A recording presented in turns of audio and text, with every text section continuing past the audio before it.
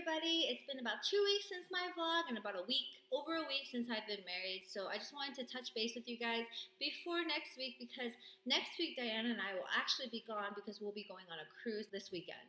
So we probably won't post until we come back from that. And hopefully, since we're stuck on a boat together for 6 nights, we'll have plenty of time to vlog, especially on sea days when we're just on the boat and we're not at a port. Why am I going on a cruise, my sister, you ask? And why am I not going on a honeymoon? Well, Jason's coming with us, but really it's going to be my sister, me, and my brother, and then my new husband's coming along. So it happened to be my brother's spring break, and he's never been on a cruise. So he's been so good this year since he just started high school that I promised him maybe a year ago. I was like, maybe during spring break, instead of going to New York to see Diana, we can go on a cruise because you've never been on a cruise. And he got really excited about that, so I've been really trying to make that happen. So it just happens that the spring break happens to be right after our wedding, so people are thinking that it's a honeymoon, but it really wasn't. It's also a good no-brainer way to vacation just because you're on a boat, everything, all your meals are planned out. You just have to pay for some excursions. And that's great because right now my mind is still a little bit tired from wedding weekend, planning wedding, executing wedding, and post-wedding. Just stuff that we had to get done. And so I'm happy for a vacation that's a little bit more relaxing.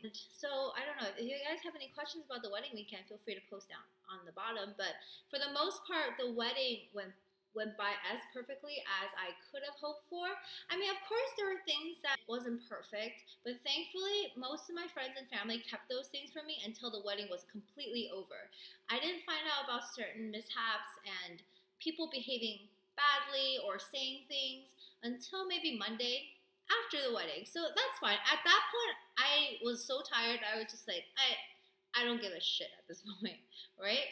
I'm glad that on Saturday, none of this, I kind of had a good buffer around me where I just stayed in my bridal ready room. And since we had a very clear schedule that I made the week before, everyone knew what they needed to do. Everyone knew where they had to be. And my day of coordinator and my Hilton coordinator, they all executed my plan perfectly and told the vendors what they needed to do. All my vendors were set up on time, were there on time. Everything went out without a hitch. And also, I have to do a special shout out to Jason's brother and also my siblings and my sister's boyfriend. Without them, the day wouldn't have gone as smooth because at any single time I could text them and be like, hey, can you do this for me? Can you grab me coffee? Can you grab my bags and bring it upstairs back to our room? Can you move this from this room to this room? Like, they did all of those little nitty gritty things.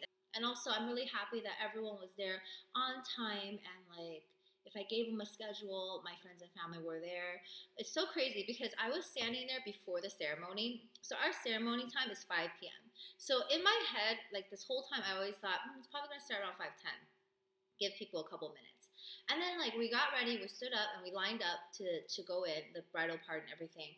And everyone went, like the officiant, Jason, the groomsmen, bridesmaids, and it was just me and my dad standing there. And then I see a group of my friends not seated on the beach, like standing there awkwardly trying to get seated while the bridal party is walking. So I was like, oh crap, did we start without waiting for everybody? And why didn't we wait? And what time is it? Why are these people late, right? In my head, I'm like, why are they so late? Looked at the time on my dad's arm. It was only 5:02.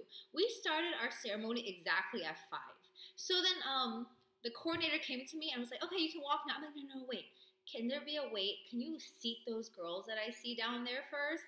And then once they're seated, my father and I will come down. And the girl's like, oh, I didn't see them. Okay. So she went to go seat them. So then once they were seated, I came down. Like, I didn't want to be standing and then seeing my guests standing there. How awkward is that? So that was the only thing that I thought was really funny. That really stuck to me because I've never been to a wedding where the ceremony started exactly that on time. And we really did start on time. It wouldn't have been possible if it wasn't because my friends and family were so punctual. Maybe they know my father. Maybe they know how my dad hates being late. But I'm glad that everyone was so respectful, and it just worked out that no one was late due to whatever reason. So that was nice. But it worked out perfectly. So our ceremony was on the beach.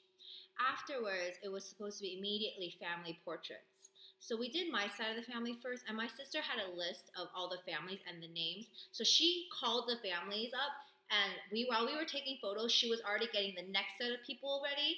And then it was literally like a go in, swap out. And it was so fast, and we all told them, stay behind, we're going to do a group one too. So all the smaller families went, and then we did a big group Chang family shop. And then we did Jason's family, and thankfully his best man is his brother, so he did the same thing for his side. So we meet different families, and then we did a group shop, and then we excused all of the family members to go to cocktail hour, or our friends were already there, and then that was around 5:30, and sunset's around 6:24. So during cocktail hour, it was situated on the balcony. So the food was outside, the bar was outside, and then they could watch the sunset, the Gulf, the water, the private beach while they were eating and talking and mingling and listening to good music. Like, that was our vision, and I'm so glad it worked out, because if it rained, we would have had to bring everything inside. Like, my rainy day plan was indoors, and it just loses the appeal of a Florida wedding, you know? So after our family portraits were done, Jason and I left to do some bridal portraits on the beach around sunset with a beautiful light. After our photos, Jason rejoined everybody at cocktail hour just to talk to them. I didn't even stop. I beelined for the bathroom because I realized that was my only chance to really pee in the privacy of a bathroom where no one was going to be there because everyone was at cocktail hour. So I made my sister come with me and help me pee. I wore a pretty big white dress, and the only way to pee in that thing is either to get out of it, which there was too many buttons and I didn't want the hassle of that, or to pee facing backwards of the toilet, which is what I did. It wasn't particularly sexy or elegant, but it got the job done. And by the time I finished my business and went back to the sink to reapply makeup, guests came in to go to the bathroom, like, "Oh, Grace, what are you doing here?" And I'm like, "Oh, just retouching my makeup, you know. Not that I have to pee, and I was just peeing a minute ago. Nope, nope, nope." I only peed once the entire time I wore my dress, which was really surprising to me, but I'm really grateful for that. I was talking to the makeup artist on Saturday, and I said that weddings bring out the best in people and bring out the worst. And I'm just blessed that there's a lot more good than bad, but I definitely learned who like Jason. I definitely learned who is there for us versus who is not there for us. And I don't know. For me, friendships, family, it's all about quality versus quantity. Like, I don't want 1,000 friends on Facebook. I don't want thousands of girls that I consider my friends. I just need a couple people that I generally know are there for me, love me, accept me, and that's it. I want to make sure I stay committed to them and make time for these people, because friendship is a two-way street. Like, you have to also be willing to sacrifice and be there and give. You can't just keep on asking for it.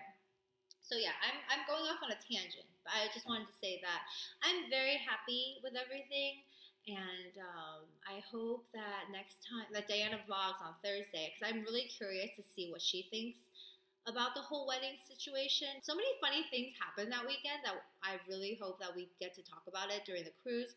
And my sister reminds me of things, and I'll remind her of stuff, because she wore a Totoro onesie at my after party. She was so hot, but she committed, and she was dancing like no one's business. She's so funny. So yeah, so until the next time we talk, hopefully Diana vlogs on Thursday. Thanks for tuning in.